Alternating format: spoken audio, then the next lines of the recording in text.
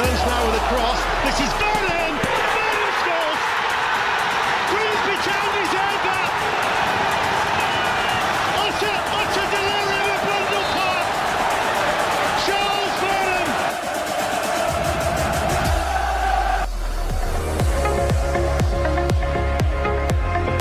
What a delivered block post! Touchdown! Penalty, great composure. Brian Mbeumo, he doesn't miss, does he? The customary short run up for Brian Mbeumo. Stuttering run up, and here's the crossbar! Manchester United are out! Brian Mbeumo has rattled the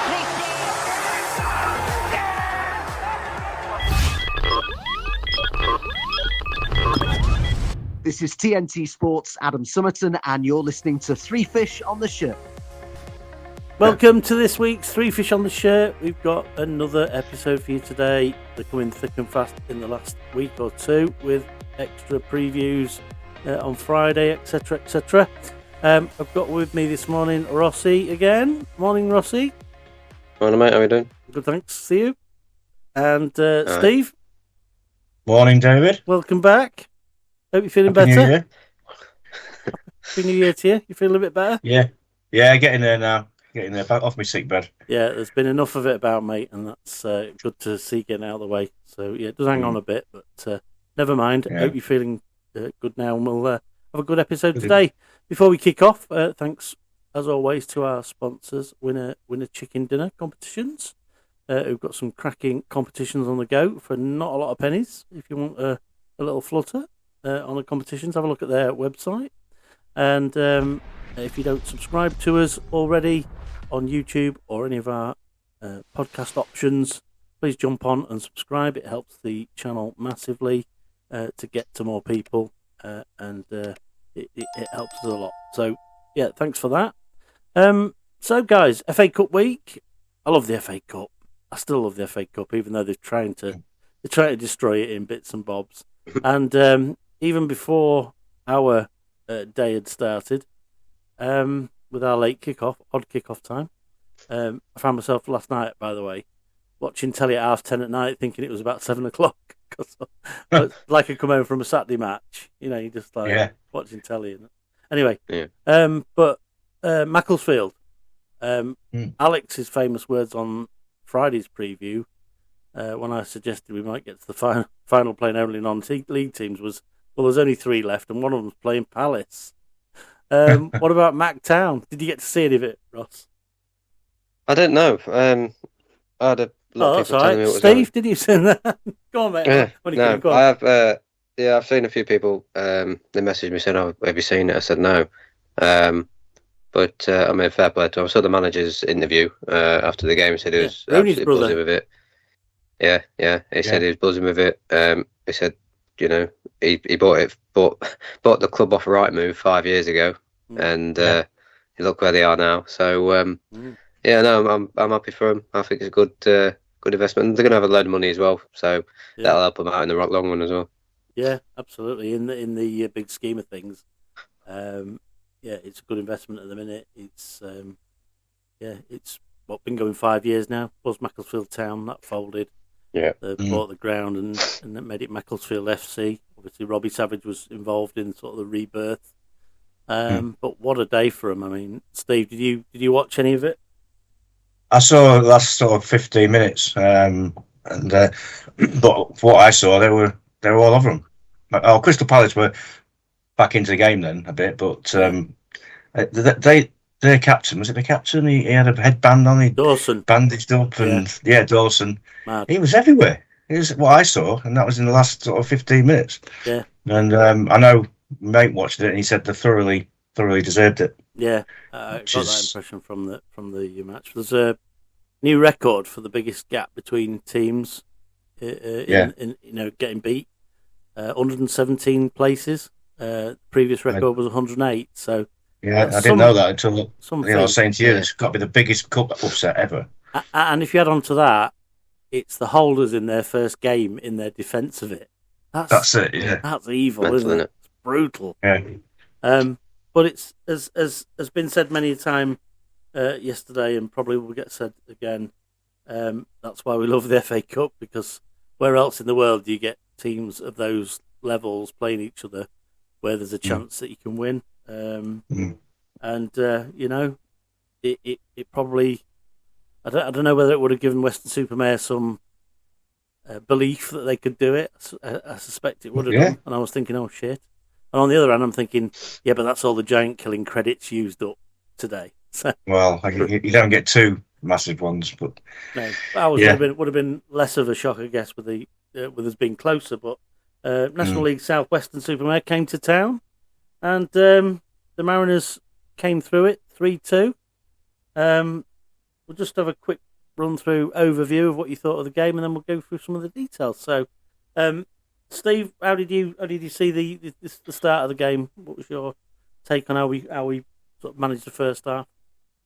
Well, it was just a bit slow, wasn't it? I wanted a bit more pace in the game. You know, we were doing okay. I mean, they started off really well. I think they got a good shot away early on, but I just wanted a bit more urgency and frustration, really. But got there in the end. It's just town, isn't it? Yeah, and dare I say it, I found Charles Vernam, who's one of our more potent attacking players, a little bit frustrating up until about the 40th minute. Everything he's tried, his stock in trade shot from the left-hand corner of the box, flying miles over the bar, barely able to get a cross in from the left. And I was just like, oh, come on, Chaz. And then in the 40th minute, he sticks one on Soonsup Bell's head, who pulls a massive, fantastic save out of the keeper. And a couple of minutes later, we run the Man United corner routine again. And this time, instead of crossing it, he has a shot. And what a goal. I think I was just calling him again, and just before he did that, and then went, what a player. Well, yeah, love him to bits, but the last few games I found him really frustrating. How do you see that, Ross? Yeah, it's been the same. I've said it for quite a lot of weeks now, where I just feel like Chaz hasn't really done a lot. Well, we know what he can do, don't we? Yeah, we do. I think what he did yesterday. The most frustrating bit about it is where, I said the other week on the pod where he made that goal line clearance. I said that's probably the best thing he's done in the last 8 games, and I don't think I was wrong in that. And then yesterday, like I say, you had that skied effort, and I thought, here we go again. He's going to do the same stuff every game. Then does it in first half towards the end, and he does score a really good goal. But he can't do it every week. He needs to. I think that's what he aims for, to try and do that every week, and it just doesn't work. You get one worldie every, 12, 14 games, something like that, then fair enough. But I mean, it was frustrating. I think we tried. The problem was, I think when we put in crosses across the box as well, every cross was at the keeper. It just seemed to go to the keeper every time, and he'd have a parry it out, or he'd catch it, or and then we had to start again, so we go again to the wings and try to cross it in, and it was just repetitive from back to front first half, and you could see David Artell was getting wound up, especially with George McEachran. He was falling out of him a little bit. George wasn't listening to a thing he was saying. Kept saying to push on into the middle and push up further on so he could help the attack. Yeah, but he kept being in the back four. Yeah, I noticed that. And a couple of times. Yeah, it was almost like a sweeper at the back. Yeah, literally. So he's getting frustrated. It was a frustrating first half, but we went 1-0 up. So I was hoping, we game gone after that. Yeah, I think the same. We were certainly sort of making those noises after time. We're in front now. Maybe that's a sign, but great hit from Chaz. Like I say, really got hold of it well, and it was one of them sort of arcing, sort of dipping shots that he seems to be able to pull off every now and again. It was a hell of a shot, And got my first goal scorer as well. Yeah, and we'd made thought that straight away. Yeah, that was something's gone right for me. He's going to me like this. He's going. I'm thinking, what's he on about? But Town had made 6 changes, and when you think about that number of changes, it wasn't so stilted that you thought we'd made 6 changes. I thought we did, considering that, we did okay. But it was a bit turgid at times. Yeah, well, it was, but we kept the ball well. majority of the time and make them chase after it. Yeah. And I think they did tire a little bit towards the end, not massively. Listening to David Artell afterwards, that was part of the plan to grind the opposition down. I can understand that fully, yeah. But and I think it wasn't so much tired. Well, they seem to run right to the end. Yeah, they did. Yeah. And but it's just that bits of quality concentration, I think. Yeah. With a Greeny header, getting in front and KBO's goal. And that was one of David Artell's bits of evidence for saying, we don't score off the bench in the last few games out of luck. We've got the people to do it. And we don't score late out of luck either, because we've done the work earlier on in the game to be relentless at teams. And, yesterday you can probably argue that's the case. I mentioned 6 changes. There was only going to be 5, but Jaden Sweeney's wife went into labour, so they had a plan for what was going to happen if he did, and so we wish him well. I hope everything's gone okay there. No news yet, but good luck to the Sweeney family. And Staunton came in. I actually saw his missus last season. Yeah. They pulled up outside the front of the main stand car park bit where we walk in, and she was shouting him from the car. And Jaden just completely ignored her.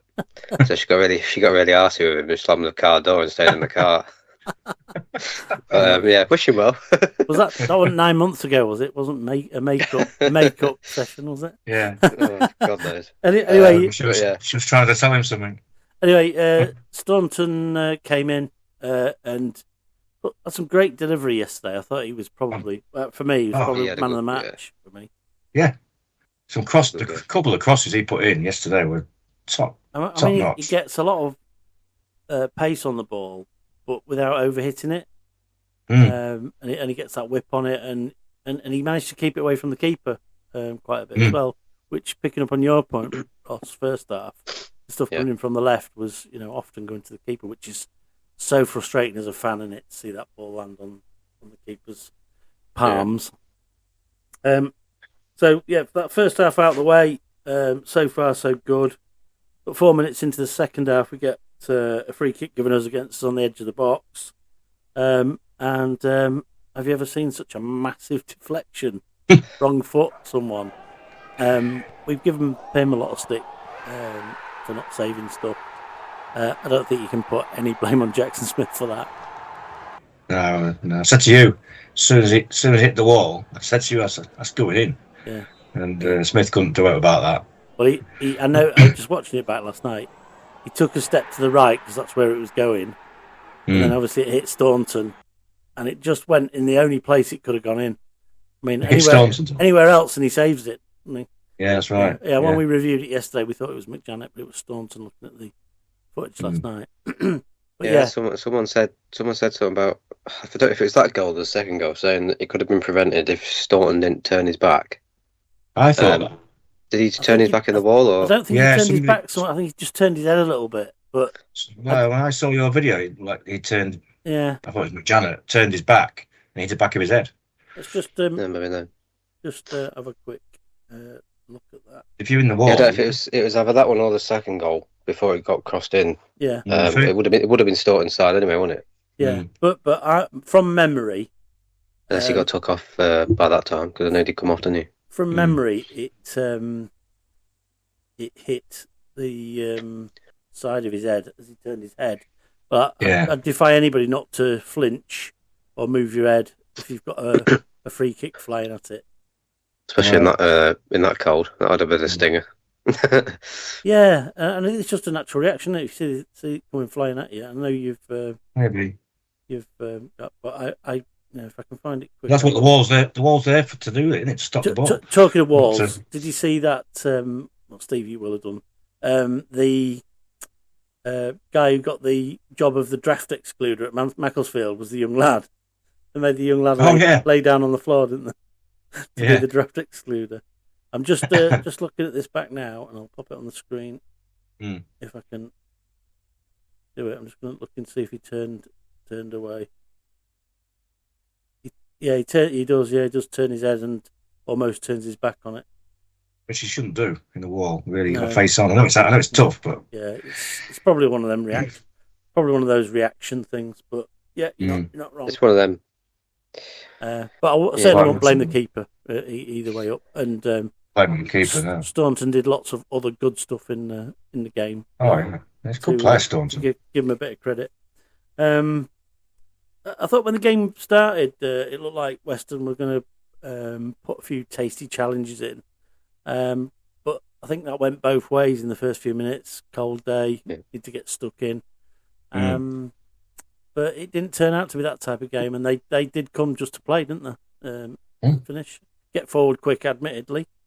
But I was impressed with them. I thought they came out of the game with a lot of credit, and going 1-1, you could tell from their fans, who were brilliant, by the way, better than lots of League Two teams that come. I mean, the way they played was better than a lot of League Two teams that come. But yeah, fair play to them as a package, I thought, yesterday. Yeah, no, I thought they were good. You know, they didn't even lump it in to the box till right towards the end. They still played football all the way through. Well, I thought, and I don't know what it was like from your view, Ross, in the main. I thought once we'd scored, it would make them come out, meaning we would have a better opportunity. Didn't quite work out like that, but it certainly made for a better competitive game, even if it wasn't Champions League standard. But it was certainly, a competitive battle, wasn't it?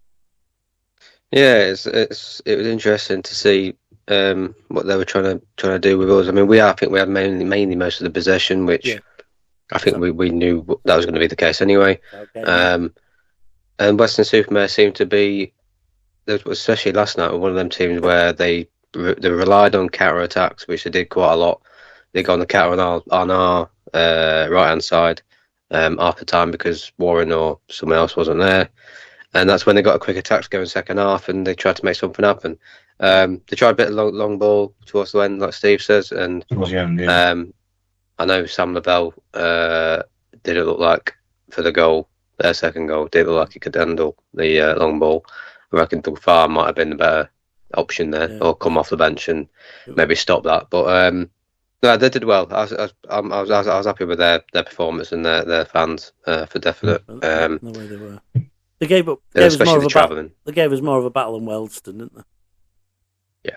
I thought that was the case anyway. Yeah. To be fair, the distance they've come through the weather that they've experienced and has been experienced through the Midlands this week, with a game where you're thinking it could feasibly could have been off. And as we said earlier, I think it was before we started recording, but a 7:45 kickoff probably wouldn't have gone ahead. Looking at the way the pitch was whitening out. It would have been close, touch and go, yeah. But they said they stayed overnight in Lincoln, I think, the team, so they wanted to do it all properly. Yeah. Not travel on the day, and that's good. It's all money in it for them. It's all expense. Trained at Sheffield United the day before, didn't they? They did, yeah. Yes. Yeah. So back to the action. 66 minutes in, Staunton gets one of his fantastic crosses in. Warren just gets under it. And probably ought to have scored, but great chance and just underlined the value of Staunton yesterday. Yeah, he's obviously we've got Sweeney there mainly, but I don't think Staunton's a left back at all. I mean, he can play centre back, he can play left back, but I think centre backs he's not going to get a look in with the centre backs we've got. And the different kind of variety of centre back we've got. I don't think he's going to get much of a look in with Sweeney, because Sweeney's just such a good player as well. Yeah, but he's one of them, and if Sweeney gets injured or he's not well, you're not worried about him. You're not worried about if he wants if he wants to rotate the squad, then Staunton's spot on. I think he's a good player to have. Yeah. When we need him, and Bo's always, every time he whips one in, usually finds a man. Warren, I think, was unlucky. I think there's two players went for it, and he kind of jumped over both of them just to try and get it. Quite close in, and the angle you get off the top of your head, there's not a lot of leeway between you going in and going over, and he just got. The cross was going at such speed. I know. As well. He did well to get on the end of it, because he did really to get on the end, because it's a hell of a speed he puts it in.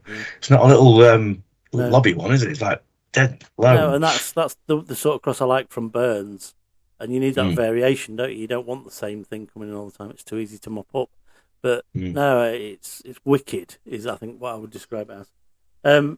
But on 70th minute, we get a corner. It's headed away. George McEachran heads it back in, and it was Staunton who just did a little flick on. James Cabey had chased after it from where we was sat. It looked like he was just a little bit behind it and wasn't going to get there, and he nips in with his wrong foot and just flicks it past the keeper. Great poacher's finish. Oh, I didn't think he was going to get to it, Cabey, because the keeper was coming out. Yeah, but he used his right foot and flicked it. If he used his other foot, he wouldn't have got to it. Yeah, at the angle we are, where we're looking down on it. There doesn't look as much space. It just looked like he was going to not get there. What was the main stand view like? Did it look like it was he was going to get there, or you'd have a better view of the distance? Looked like the keeper was going to get there, but I didn't know. I celebrated when he ran in, but I did look at the flag because from where we were sat, when he got knocked onto Cabey, it looked like he might have been offside. He's come back and then gone after the ball again. Yeah. But you couldn't really see from where we were to see what was it like. That was never on my radar, so I don't know. It was onside, yeah. I don't know if it was close. He came from behind the defender quickly. Yeah. I don't know how he got that quick. Yeah. No, that's why it looked a bit. I think you often do, don't you, though, look at the linesman, because they don't necessarily have to be offside to get a flag, do they? No, not anymore. I was surprised he actually got to it, and that's when he went in. I was like, "What a good finish!" Yeah, little poacher's finish. Talking of which, by and large, I thought the ref was okay. There was times when he was giving fouls that you think, really, is that a foul? And it was one such foul on 77 where Corey, I think, took out Coulson. I didn't think it was a foul. Never mind a yellow card. He got a yellow card for it, and I'm struggling to see it as a foul personally. Is that for the free kick for the second goal? Yeah. So he's got the free kick. They've knocked it in the box. As Ross recently pointed out and correctly pointed out, Sam Lavelle nowhere near it. Should have been there. Really.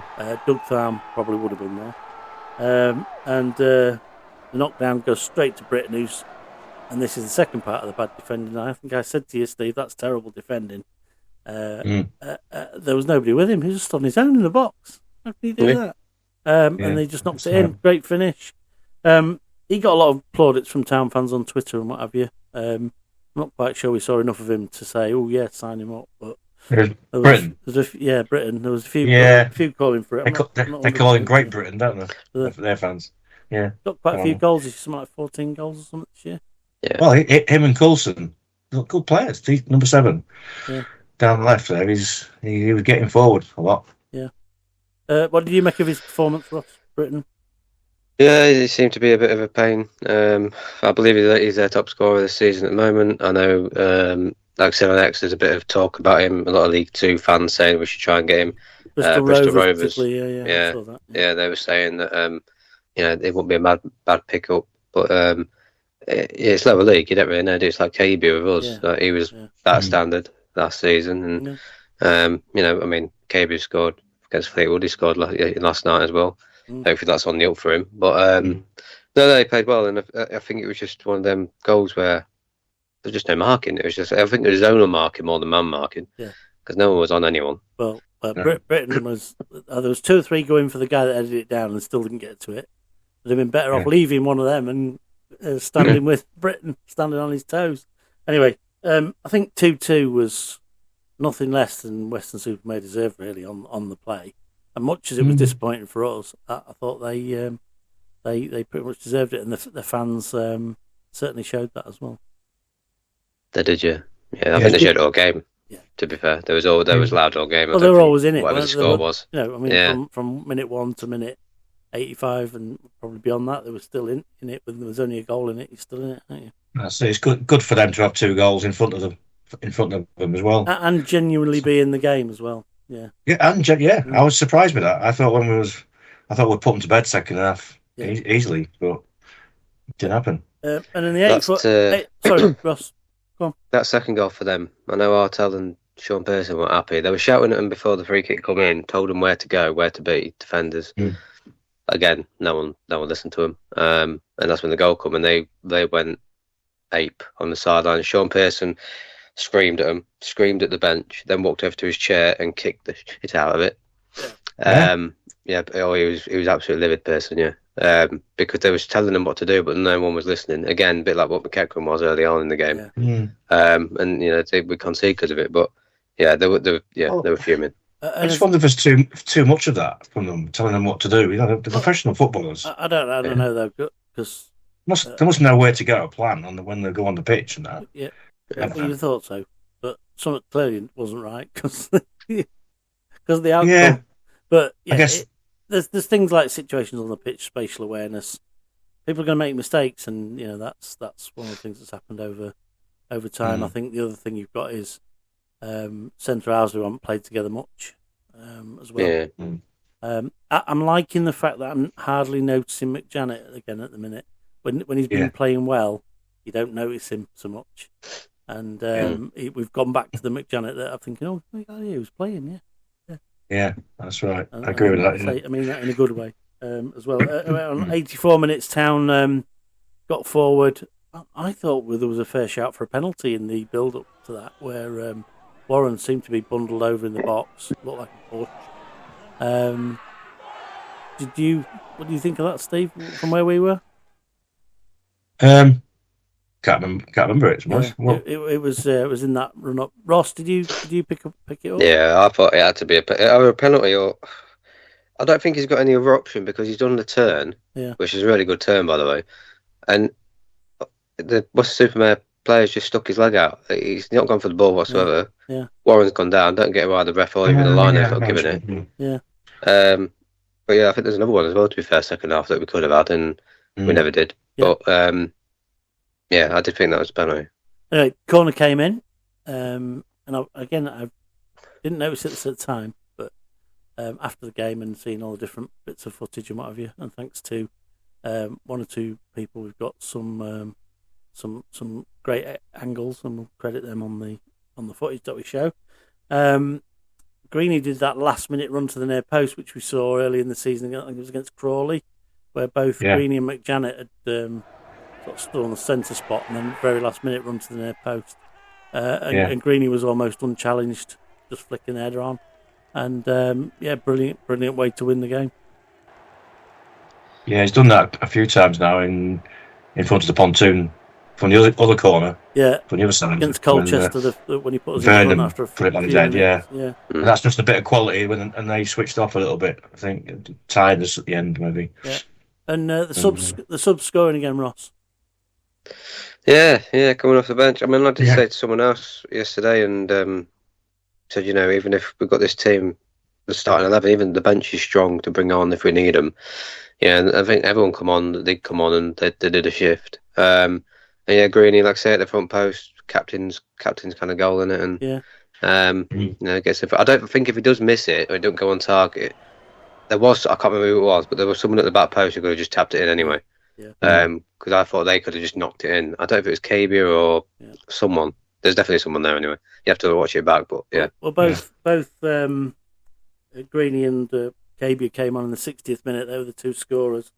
Other subs that came on, Sellers Fleming and Churi came on in 84th to boost this sort of forward line a little bit, and Rogers came on really just to waste a bit of time at the end, I think. 91 minutes. But Sellers Fleming looked quite a handful. We didn't sort of see a lot of him. 5-10 minutes or so. He looks strong, lad. He's bigger than I thought he was going to be as well. Yeah, he did. He's well, I think we'll wait and see what happens with him, because he's known for being a striker, but he can also play on the wing, which he played on the wing last night. Took Burnham off, went in his spot, 6 foot.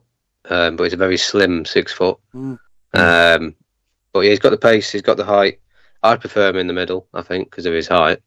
But yeah, I mean, you saw I think it was a little glimpse where he took 2 players on, where he did get that ball, had a bit of pace about him.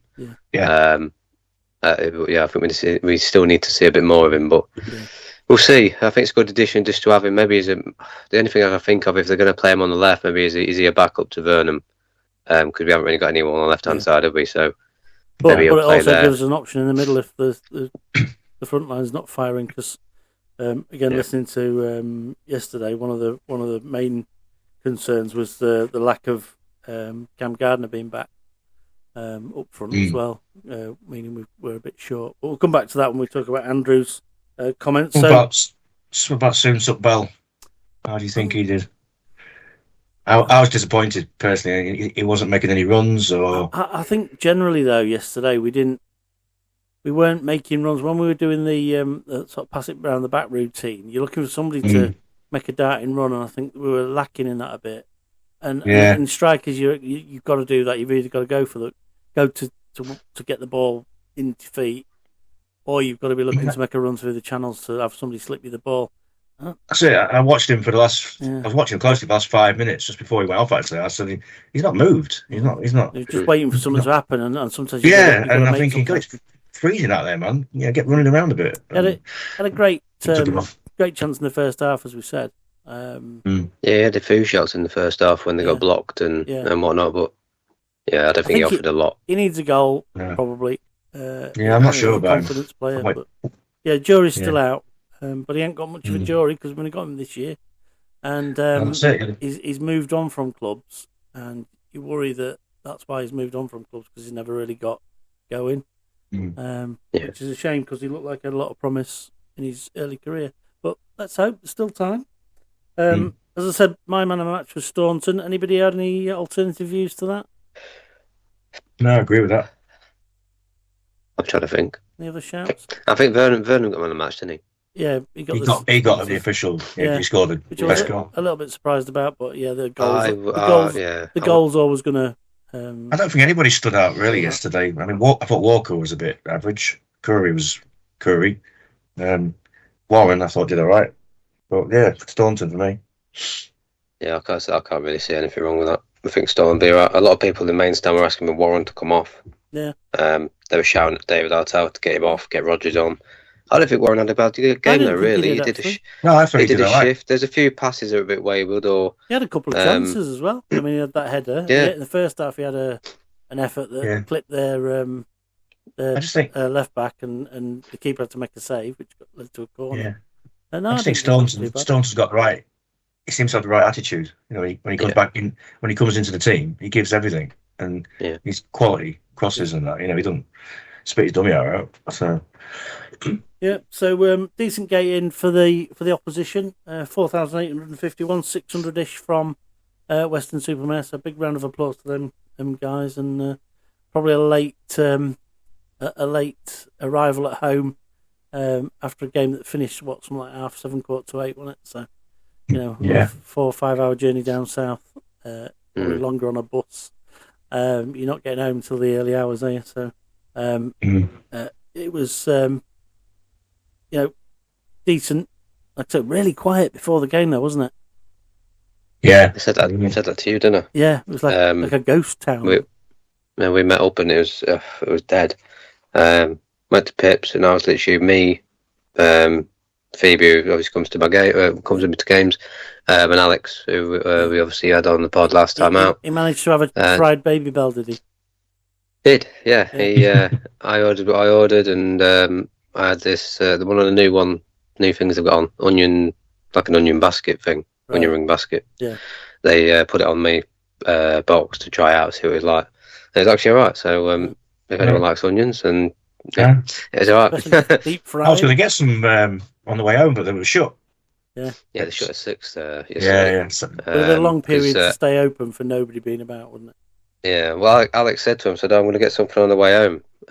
Get something like a fish and chips and that." He said, "Oh no, we don't. Not for me, you won't." No. So he said, "I'll have a baby bell." So he had a baby bell, and no, it was dead. We were the only ones there, and was dead.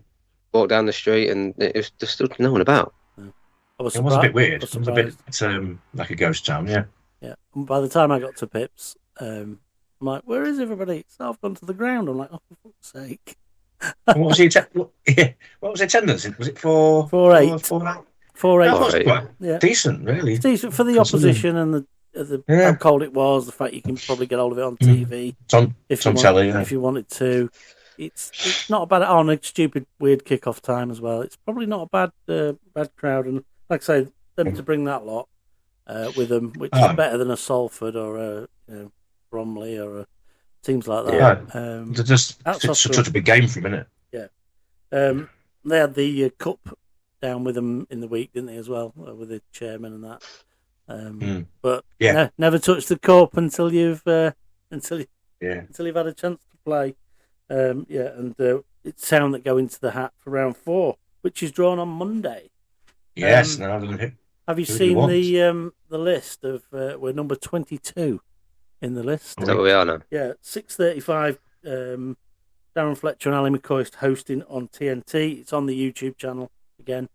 6:30, drawing about 6:35, and it's going to be Stephen Gerrard and Joe Cole who are going to be drawing the balls out this time. It's before the Liverpool game, isn't it? Yeah. So, who do you fancy in round 4 then, guys? Rossi first. Go on, Ross. I will be me. Hang on. I've got a prediction. Just hold. I'm getting a prediction. Are you getting it, Steve? Yeah, an away game. Yeah, is that... away game. Go on, Rossi. Tell us what you're thinking. An away game. No, to be fair, I don't know. There's a few teams I wouldn't mind. I wouldn't mind a Wolves away, something like that. I had a weird feeling last night. I don't know why. You know when you think about draws and think about teams you're going to get, and all of a sudden a team comes into your head and you think, yeah, I've got a weird feeling we're going to get them. I did it with Wealdstone. I said to someone else, I bet we're going to get them again, and we did. Don't know why, but I've got a really weird feeling we're going to get Ipswich. Right. Right. Don't know why. That match was one of the games that was a bit under the radar yesterday. I didn't really notice it until I saw it a match of the day. I saw it. Did you see the stats on that game? No. How many shots they had? How many? They had 30 shots, Ipswich. Yeah. And I'll bring it up. 31 shots they had, 8 on target. That's a hell of a lot of shots, isn't it? Yes. Yeah. Good job they weren't playing us in the last few weeks. They'd have been 32-0 up, wouldn't they? Oh, yeah. But no, I won't mind. I won't mind a big team away, obviously, but like a Prem team or something. But we'll have to wait and see. But yeah, no, Ipswich come into my head last night, and I was like, I don't know why, but what, Ipswich away? Yeah, or Ipswich. Long way to go. That. Yeah. Yeah, well, I don't mind going anywhere, to be fair, but it'd be interesting. Yeah, You've been there, Dave? Yeah, I've been there with Town. Yeah. Portman Road still. Yeah. Because I remember. I went there a long time ago. I was at the walking in. It was when most grounds had standing away ends and what have you. And I went in there and I was down at the front, just walking along to go and find a space. And Mark Lever was warming up and he'd come over to the hoarding to have a chat with me because he used to frequent my local boozer. So that's how I went there for a cup game. Yeah, that was 4-0, wasn't it? Boncho Gwenchev scored all the goals. Bulgarian international. Don't remember. And there was another game I think we played as well. And Trevor Wymark played for us again. He used to play for them, didn't he? Yeah, he did. Yeah, he played for us. And passed away last year, sadly. So I'm pretty much in the camp I was in with the League Cup. To be fair, anybody at home, big club away. I should have gone. Hang on. Well, play for you. It was hardly worth guessing, was it? Really? But, I mean, you know what I'm going to say. Well, Macclesfield at home. Yeah. I don't want them because I reckon they'd do us. Yeah. No, if I was going to away, I would like to go to Newcastle. That'd be a really nice away day, yeah. Because I've never been there. So you'd have to get your high altitude training in though. But look to where they put their away fans. You'll see anyone scores a goal celebrating there. They're going. Yeah, I felt sick. I felt sick at Sheffield Wednesday all the way up there. Don't know what I'd be like at Steve was as low as we've ever been at a game, weren't we? We couldn't have been any more opposite. Sheffield Wednesday. We were on the goal line, weren't we? I think I was about 4th row from the top. Yeah, I was quite a way up. Yeah, well, let's say how contrasting that was.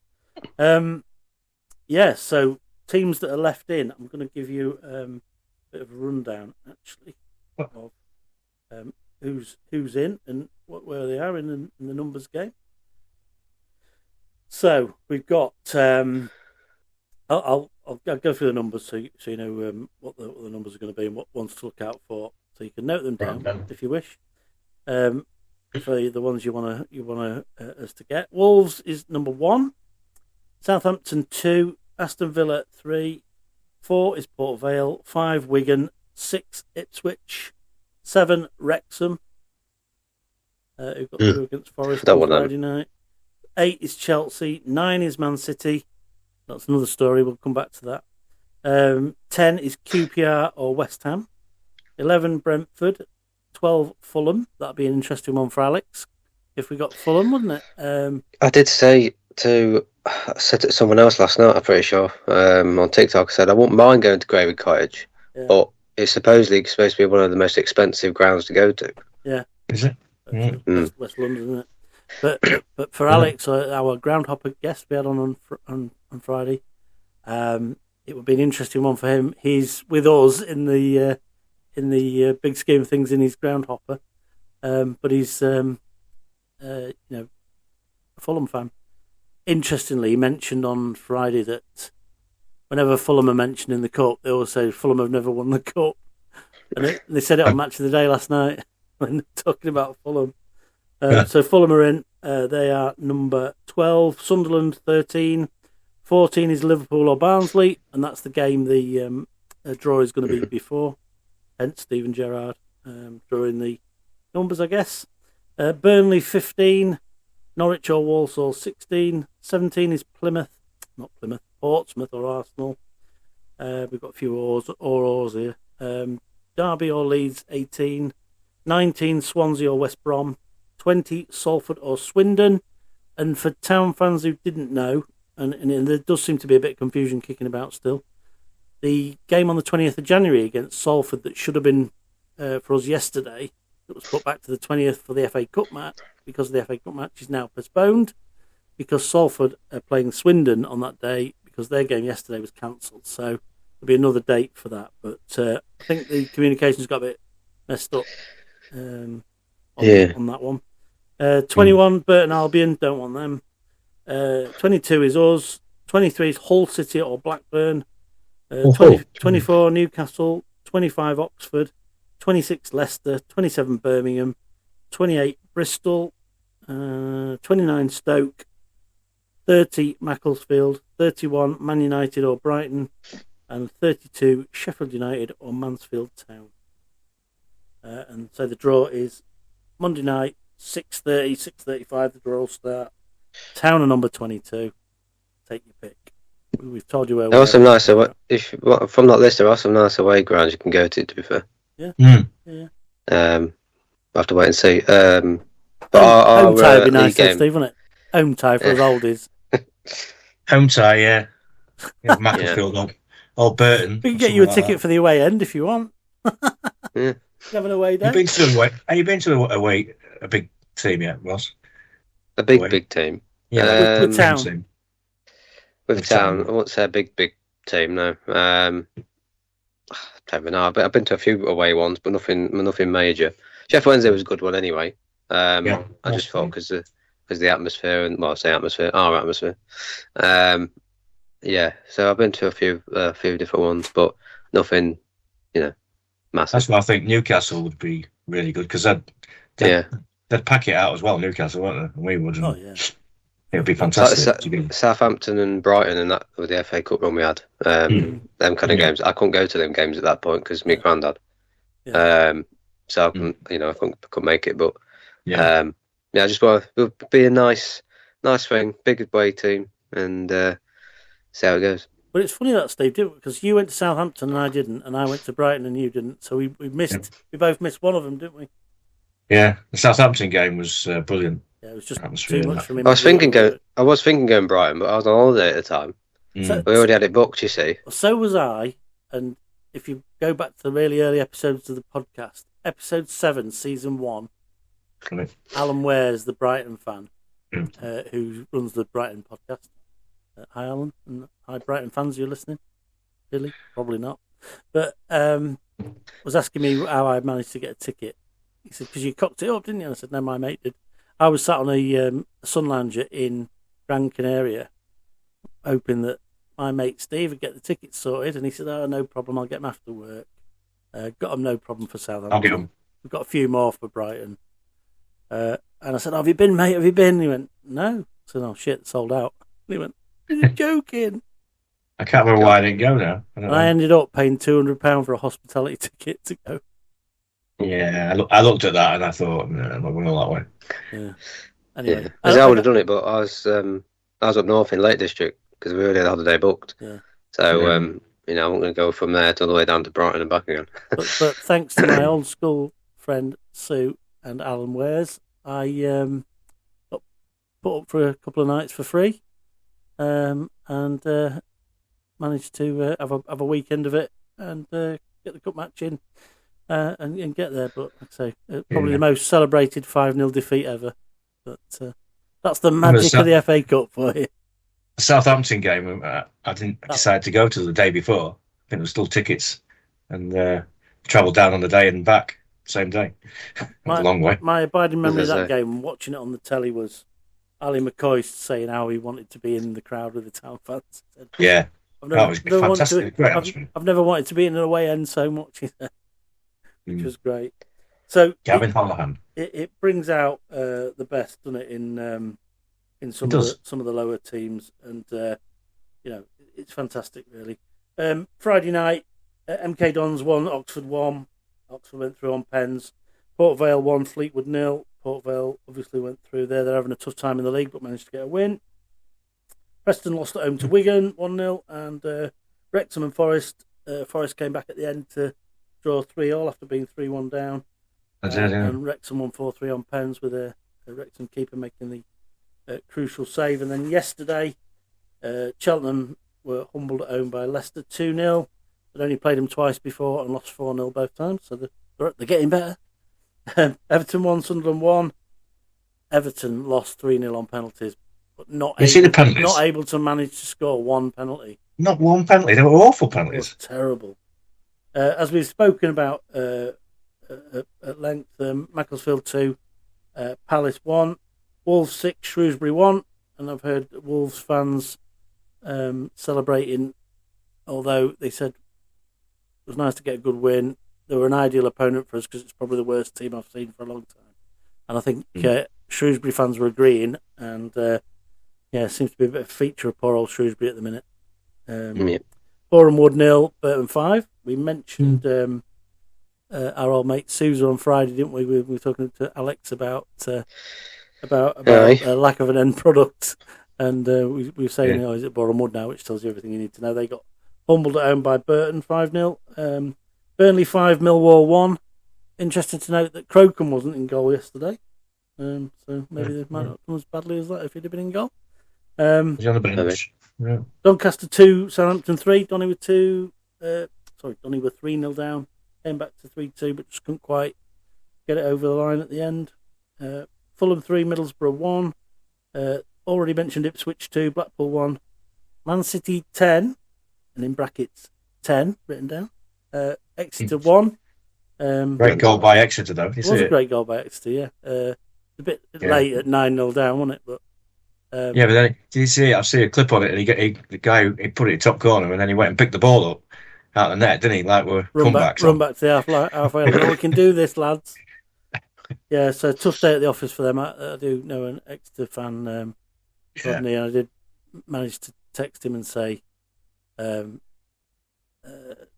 had you at 10-1 to get a draw, and I said, if you need a new manager, 10 Hags available. But I looked at the highlights and stop that. Tormenting other people's fans. No. I mean, just that game in general. For me, losing 10-1. If it's a non-league side and they get battered 10-1, then I kind of get it in a way. Especially with the Man City squad they had out, it was nearly enough a full team nearly. But for a League One side to get absolutely pummeled like that, you would have thought they'd put up a bit more of a fight. But must be a disappointment. I was surprised Haaland didn't score. I didn't think he was playing, Haaland. Sean in front of me he says, has Haaland got any of them goals? I went, no, he's not playing. And he did. He started, didn't he? I didn't realise. Yeah, he started, come off at half time, apparently. If you're getting a ticket at Newcastle these days, you're getting some entertainment, aren't you? Newcastle 3, Bournemouth 3 after extra time. Newcastle equalised in the 90 plus 5th minute of injury time. And then went to 3-3 and then won on penalties, 7-6. After winning 4-3 against Leeds in the Premier League last week, in the last few minutes, having been 3-2 down near the end, they've done well. Sheffield Wednesday 0, Brentford 2. Stoke 1, Coventry 0, which will please my old mate Rich, who lives in Coventry but support Stoke. Mark Robbins. Back the Mark Robbins derby. Bristol City 5, Watford 1. That was a bit of a surprise. I didn't expect. I thought Watford would have won that. Yeah, I would have thought it would have been closer, definitely.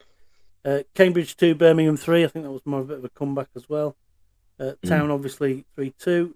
And then Spurs lost at home to Villa. That ended up in a bit of a ruckus because somebody was celebrating in somebody's face. It all kicked off at the end. And then Charlton put up a spirited performance but couldn't hold back the tide in Liam Rossini's first game. Obviously not good enough for Hull City, but okay for Chelsea. And they saw them off 5-1. There's a few games left tomorrow. But today, I don't know if it's not tomorrow. Definitely today. Today, yeah. In the cup, and then you have got Liverpool Barnsley tomorrow, haven't you? And then we've got all the other ones that are still or in the draw. Scott, were we the only League Two team left then? I think we are. Yeah. Walsall Walsall play today, don't they? Yeah, Walsall play today. So you've got Derby, Leeds, Portsmouth, Arsenal, Hull, Blackburn, Norwich, Walsall, Sheffield United, Mansfield, Swansea, West Brom, West Ham, QPR, and Man United, Brighton. So yeah, but the lowest team in are still Macclesfield. It was Weston-Super-Mare. It's now Macclesfield. Yeah, that's right. Walsall in it, and Macclesfield. Yeah. Yeah. So So Alex, our guest Friday, had a late one returning home. He's agreed to come back on and tell us all about his experiences on Saturday, which is great. Once he gets his episode out, and he's stuck with us again for another round, so he's going to come back on and preview round 4 with us as well. So that's good news. And like I say, you got a bit pitch side earlier on, which Ross managed to capture a picture of him. He's got some funny stories from yesterday, which I'll not share today, but they involve the hospitality at town, which was quite funny. So we'll look forward to having him back on, and he'll be very welcome because he's a cracking guest. Artell's take on the game yesterday. Anybody hear Artell's take after the match? No. He was on Match of the Day briefly, wasn't he? Interestingly, he's obviously got good media training because he says nearly the same thing in every interview, even down to the examples he gives about stuff. And he's very consistent. So, yeah, he was pretty much, it was a tough game. We scored 3 goals. Probably were unlucky to concede the second one, the first one of theirs. And, we probably deserved to win, but it was tight, and you can't expect these teams to go away. So, job done, I think, was his message at the end of the day. Yeah, it was, wasn't it? It was job done. Western-Super-Mare scored 2 goals. They were sort of happy the way they performed. Yeah. We were happy we won. And, yeah. So pleased when that 3rd goal went in. Go out and get one. Yeah. Ross was considering walking out time. Oh, I was. I'm getting cold just thinking about it. Yeah, I think one of the other things he mentioned, and it's certainly something we've mentioned, is I think he's starting to get a bit frustrated with balls flashing across the 6-yard box with nobody getting on the end of them. We noticed it again yesterday with one particularly in the second half.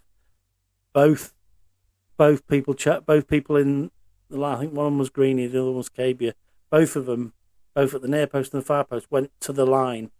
Were attacking the goal line. You just want one of them to hang out a little bit. Just a couple of feet. Yeah. Either both of you, one of you go, or one of you don't go. It must be so hard because you just wanting to get there, but difficult. But it's getting frustrating seeing how many chances we're creating like that, and there's nobody in that spot. Well, that Amalazar goal against Shrewsbury, the pull back there, he pulled it back towards the penalty spot, which is where it needs to be, somewhere there, because that's where the players are. Yeah, so that's where you're going to score goals. Yeah, so that puts yesterday the FA Cup and everything to bed. Pretty much, it was referred to yesterday about the prize money, 121,500 for us for winning yesterday. 26,500 for the loser. That's a bit of a benefit from the replays being binned. That's one of the kind of sweeteners, was that teams who lose get the opportunity to take some money home, even though so that should offset some of the losses for the odd team that miss out on a big replay. But it'll happen at some point. Somebody will be really pissed off they've missed out on a big day. One last bit before we put yesterday to bed. There was somebody in the lower, and God bless them for wrapping up warm. But we've had a few suggestions of what they were dressed in, and if it was you, please let us know if it was warm, because it looked pretty encased. In white, looked like either a stormtrooper, a beekeeper, a spaceman, somebody in an NBC suit, Sam Smith in his latest outfit. Was it you? Fair play to you for keeping wrapped up. That is all I say. You were probably the wisest person in the ground. Yeah, absolutely. Be interesting to see if the person, whoever it was, whenever I looked across at them, they weren't looking at the match. They were looking like this. Yeah, probably seeing what time it was, see if they could go home. But yeah, fair play to them, well done. But that was like our version of Sky Sports Third Eye yesterday. One last bit, which was really interesting, and I hadn't picked up on it till I sat home last night scrolling while the family were watching Masked Singer. Matt Dean had got an interview with Andrew Petit, so it's worth a listen. I'd suggest anybody who hasn't heard it, go and give a listen. Andrew is very open and honest. He's a real open book and gave a lot of insight into where he's at the minute. Just run through a few bits and see if there's anything that takes your eye. So Town got an extra 40k from the cup match yesterday because it was on TV.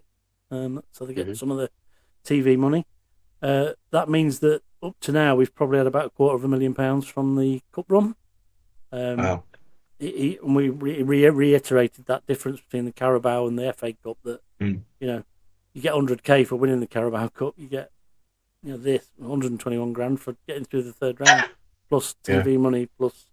Whereas in the Carabao, the TV deal is part of the deal, and you don't get anything extra. It's part of the EFL deal. He was asked why. And in the money side of things, he was saying that helps to offset some of the losses. Lost 1.68 million last year, and are on target to lose a similar amount this year. So, all the money we can get coming in is the better, and that's something David Artell mentioned as well yesterday. It's all right saying it's important for these little clubs like Weston-Super-Mare. Bloody important for us as well. Yeah. One of the questions Matt asked Andrew was why did you not think we've kicked on this year after the great start and last season? And he just talked about the fine margins and how well we've played and held the line really. He said that teams have done better than we have in terms of what they've created.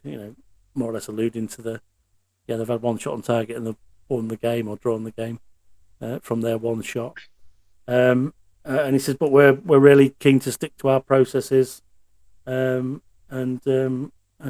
stick with the plan, which fair enough. And that includes recruitment. He says he thinks we've improved our squad at every transfer window. And he says not to worry about the position at the minute because what's doable. Donny last season of the standard of whether low down and they shot straight up of the season before as well. So what's your take on that? Do you agree with his assertion that we stick to the process and he's improved us at every transfer window in terms of who we brought in? See. Well, I think his face is giving him away. I would say they've improved the goalkeeping position in this window. So bringing Jackson Smith in. Yeah. I think to replace Pillen. In fairness, in that tough spell in the first season that David Artell was with us, he pulled in some decent players like Tharm and the midfielder from Cheltenham, whose name escapes me, who helped us out and probably saved us that season. In the season after that, we picked up a few decent players.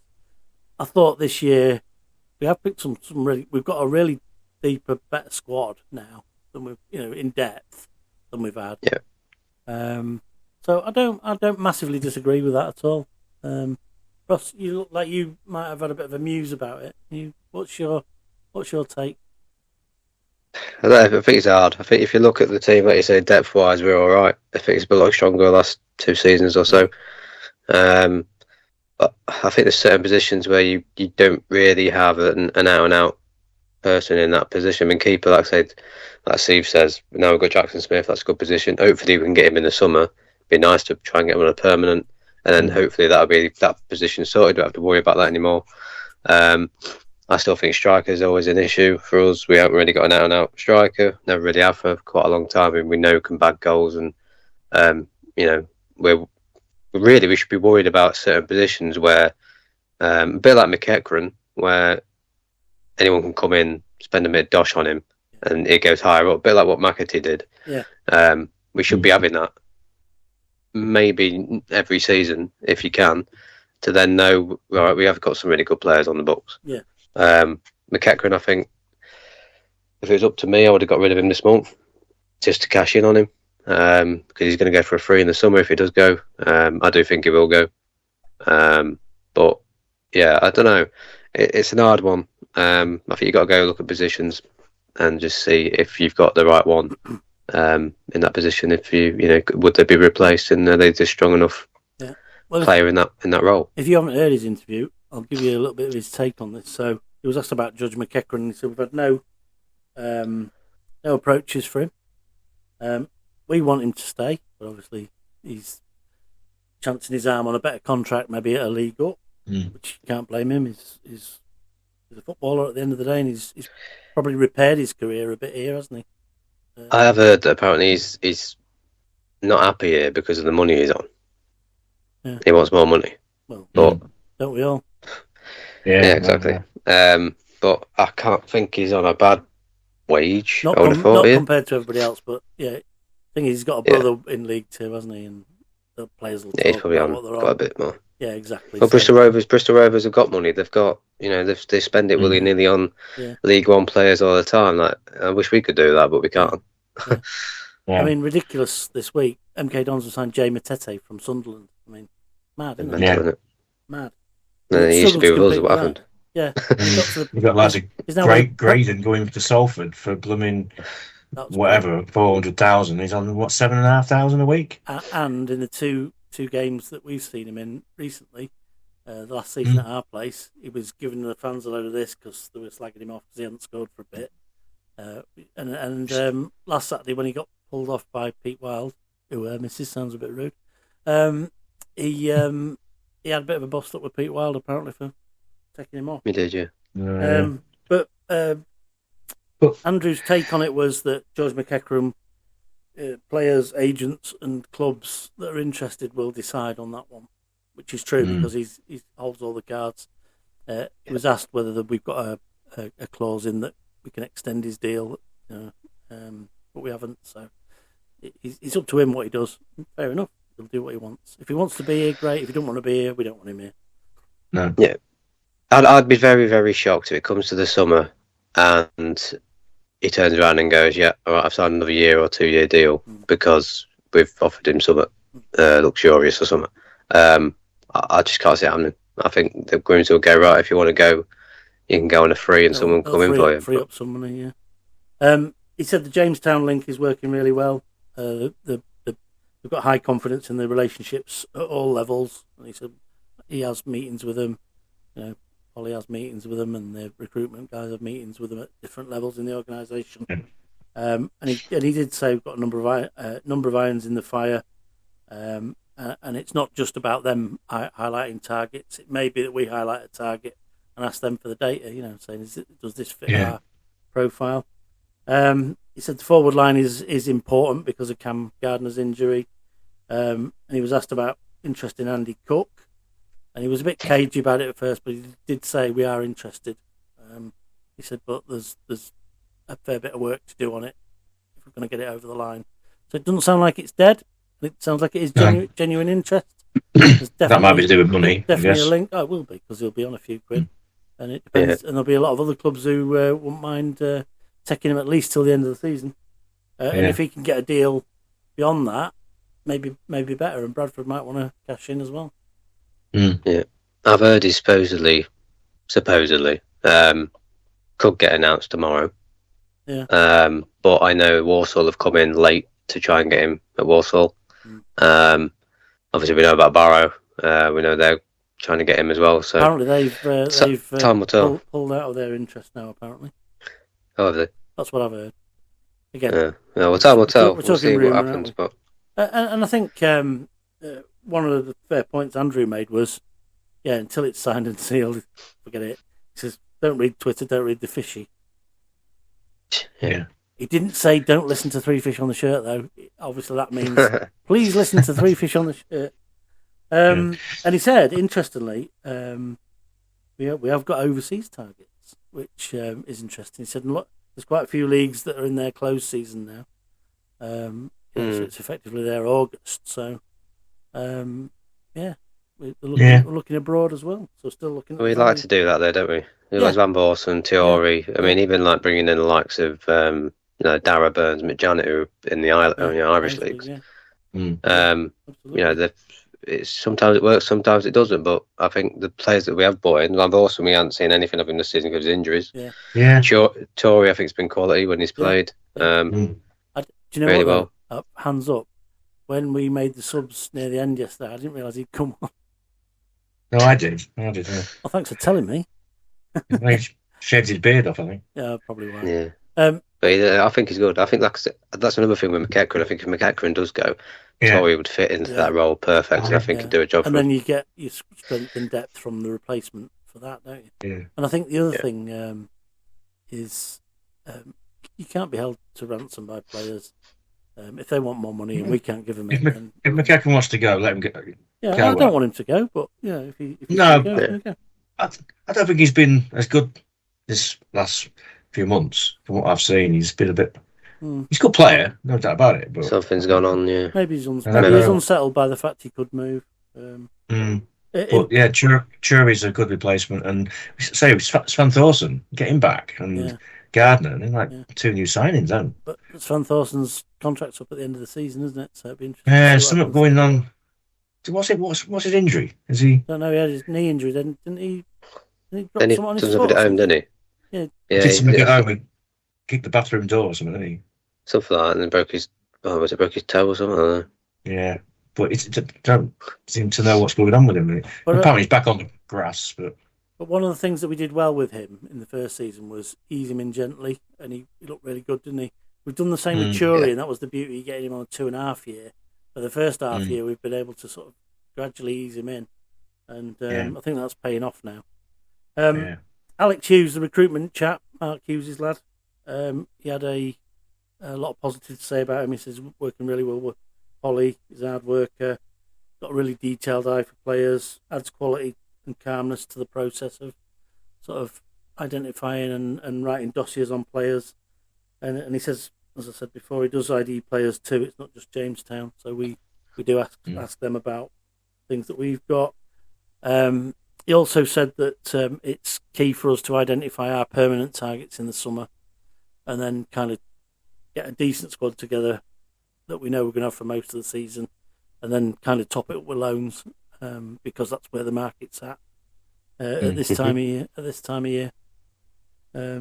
So that was his aim. He mentioned the finance bit, which we've already talked about, and maintained that long-term sustainability is the key to what they're trying to do.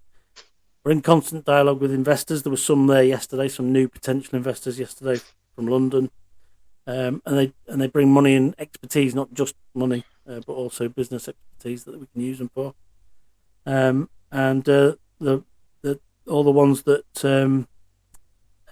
want to come in have got some interesting ideas about tapping into new markets. Particularly the American guys are already involved.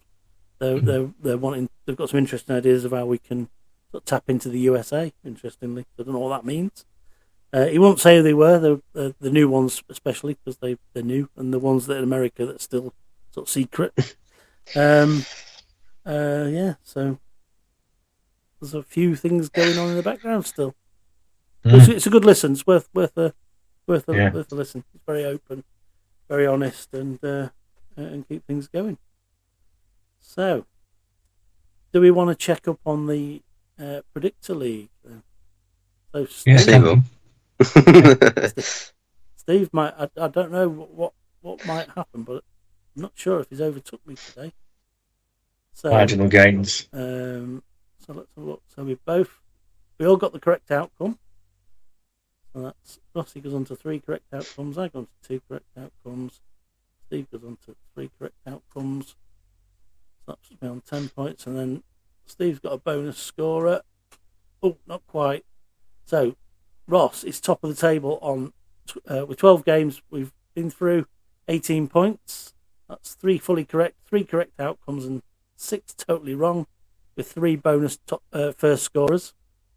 But I have to say, Steve, one of those scorers was blooming opposition. That's a disgrace. Oh, I don't agree with that. No, it's true. Dave, that's me. What deny is true? 2 games fully correct, 2 correct outcomes, and 8 totally wrong. 1 bonus first scorer, 10 points. Steve, 1 fully correct, 3 correct outcomes, 8 totally wrong. 1 bonus scorer yesterday, which was Charles Vernham, 8 points. So you're catching up, mate. Yeah, I will get there. It's those correct scores that really do it, though. And it is. Ross has had all his allocation now. Ross has had 3. You've had 2. You've had 1, and that's what. It's quite hard to get. It's quite hard to get exact scores. To get a correct score. You think we've done 12 games, so that's 36 choices, and we've had 1, 2, 3, 4, 5, 6 correct hits out of 36. It's about right percentage. Yeah. I think that's probably pretty good as well. Yeah, it's really difficult to do a correct score. Oh, it is. So back to league action next week with Barnet. They gave us a good duffing up at their place. They did. Do you expect more of the same next week, or will we be better?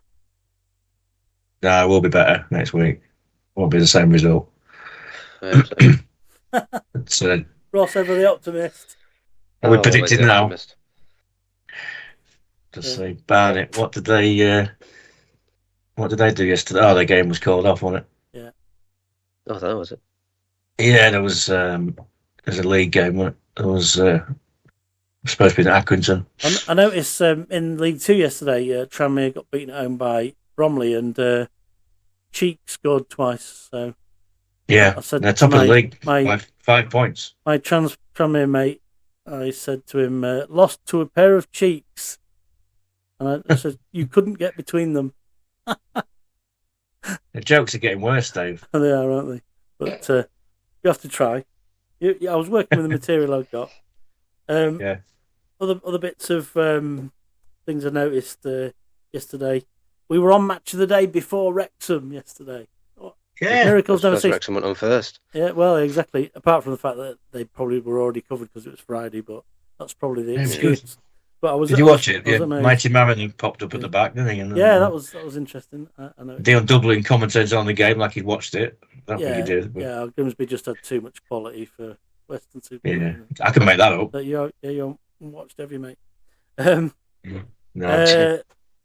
I was interested with Boreham Wood's keeper, and you probably wouldn't want to say his name when you're drunk. Ted Curd. So I thought could end up being Ked Turd if you mix your letters up. As I said, Crocombe wasn't in the Millwall goal at Burnley. So I'm not sure what happened there. Whether they have a bit of a rotation, but certainly for him, he'll be laughing because they let 5 in. Shrewsbury. I remember you saying about Marquise diving to try and get fouls, penalties. Managed to do the same yesterday at Wolves. Got a penalty and scored it. So my Rossi memory bank was ringing when I saw that. Yeah, he was barely in the box as well. He was just like, I must go over because I'm in the box. He loves it, doesn't he? Gave him something to cheer about. Back to the Palace and Macclesfield game. Grimsby Town link. Menayezi was in the Macclesfield defence, formerly of this parish. And as I mentioned to the nephew, said, "Oh, he's playing, X-Town playing for." He said, "Yeah, he started at Western-Super-Mare as well." So that was a bit of a coincidence. Mayonnaise. I didn't know that. Yeah, well, that's another thing that always comes back to me about him is Gary Croft. Always calling him mayonnaise. Just tickled me. Speaking of ex-Town players, how did you reckon Spokes did yesterday? That was okay. It was pretty good. Didn't really see much of him. I didn't think he did a lot. Yeah. No, he did a few little bits, but nothing much. I thought he was going to have a go at the free kicks. He was quite good at free kicks when he was with us. But one thing I did notice about him, you might have seen it better from where you were. He got a right smack in the chops when he went down under a tackle, and he caught somebody. Somebody caught him accidentally, I have to say. Was there any blood or damage? Could you tell when he went off? Yeah, it's blood. Yeah, he had I don't know if it was like a towel or like a. He had something on his mouth, but he had it running around with him for a bit. Yeah. He was holding it, and then he finally got rid of it and tossed it to the side. But yeah, he was bleeding. Yeah, he fell under a challenge. It wasn't a foul or anything, but he fell into a player that was running towards him. I can't remember. It was green. Yeah, I saw that. Yeah. I said, "Oh, he got a right smack in the chops there," and then next thing he's going off, but I couldn't really see. I quite liked him when he was here. He just didn't get a chance whenever he came on. Okay, but yeah, he wasn't well. Yeah, Hurst never played him really. But sorry, go on. I just noticed yesterday that Evan Curry was Town's captain. I don't think I noticed that yesterday. I didn't spot that. No, that's the first time he's been captain. It didn't help his shooting prowess much, did it? No, but yeah, still, to be captain of Town. Oh no, fair play to the lad. No. Yeah. He's clearly a favourite though, isn't he? Of the yeah. He works hard. He does work hard.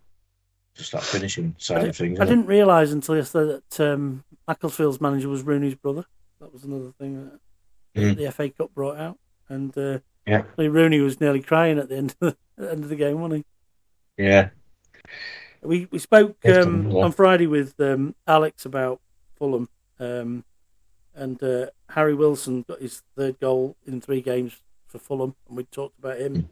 And the other scorers, we all mentioned them as well Friday. Smith Rowe, who you asked him about, and Kevin. I don't know what his other name is. Is that his surname? It's Kevin. Kevin, name alone. Yeah, so that got them through after going behind to Middlesbrough. And probably... the other thing he said was that when the BBC or anybody mentions Fulham, they always mention that they've never won the cup, and they, true to form, did that yesterday on Match of the Day. I'll feed the clip if I can find it. And the last thing I've got on my list, a long list of things today, is the crowd at Harrogate against Crewe. I don't know if anybody saw that. Yeah, 24,000. 24,622. I've just posted it in the group chat. What? Yeah, Crewe 1, Harrogate 1. Harrogate equalising the 90th or the 3rd minute of injury time. 3 p.m. Saturday, the 10th of January 2026, Mornflake Stadium. Attendance 24,622. So well done, Crewe, for doing that. It must have been Kid for a Quid or something like that, was it? I think in reality it was 4,622. And somebody's caught a stray 2 on the Sky Sports. They must have done because they can't have that money. But it did. I don't think it even owns 24,000. No, it doesn't. No, it's nowhere near. It did make me chuckle though, as one of those things you see on websites. Anybody got anything else? We've had a good bumper discussion about stuff today. Got any other bits and bobs? No, just the Barnet game. Are we doing the predictions now, or are we waiting till later in the week?